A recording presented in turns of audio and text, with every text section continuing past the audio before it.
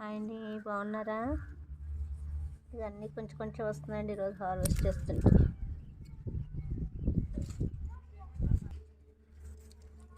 ఇక్కడ 2 బీరకాయలు ఉన్నాయి కదండి, ఇవి కూడా హార్వెస్ట్ చేసేసుకుంటాము. ఇది ఇంకా ఎరగదండి, ఇలా వంక తిరిగిందంటే ఇంక ఎరగదు, ఇది ఇలాగే ఉండిపోతుంది. ఇదే బీరకాయ అండి. పాలకూర ఉంది, కోసుకుందాంటండి. బెండకాయలు కూడా ఉన్నాయి, చూడలేదు. బెండకాయలు కూడా కోసేసుకుందాం. మళ్ళీ గిట్ట పారిపోతాయి బెండకాయలు.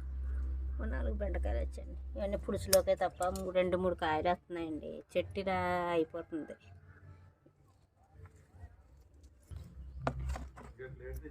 కొంచెం పాలకూర కూడా ఉందండి, కోసేద్దాం.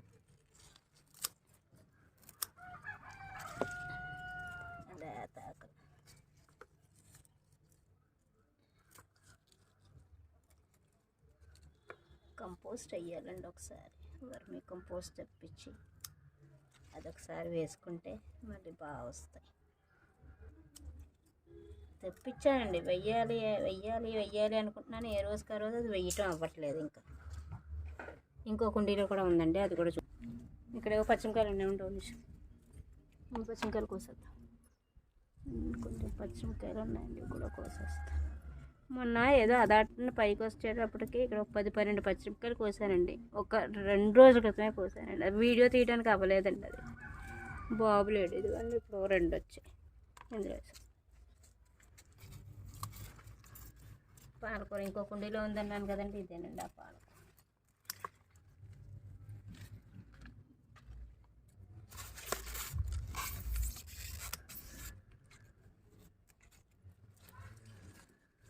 పాలకూర పప్పులో కంటే ఫ్రైలోకి ఇంకా బాగుంటుందండి. పాలకూర ఫ్రై మామూలుగా తోటకూర ఎలా ఫ్రై చేసుకుంటామో సేమ్ అలాగే ఇది ఇంకా టేస్ట్ వస్తుందండి. ఎంతైనా కొంచెం 1-2 కాసిన మన చెట్టువి అనేటప్పటికీ అదో రకమైన మంచి టేస్ట్ వస్తుందండి. బయట ఈ టేస్ట్ మనకి దొరకదండి.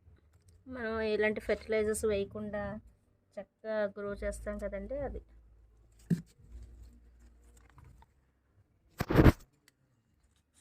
అవన్నీ మట్టితో అయిపోయినాయి, వద్దులే. ఇవి మాత్రం తీసుకున్నామండి. కొన్ని జాజి పూలు కూడా వచ్చాయండి. ఇవన్నీ కొన్ని 4 జాజి పూలు కూడా వచ్చాయండి. ఇదండి ఈరోజు హార్వెస్ట్. ఈ వీడియో కనుక మీకు నచ్చినట్లయితే లైక్ చేయండి, కామెంట్ పెట్టండి, షేర్ చేయండి, సబ్స్క్రైబ్ చేయడం మాత్రం మర్చిపోకండి. అందరూ బాగుండాలి, అందరూ ఉండాలి.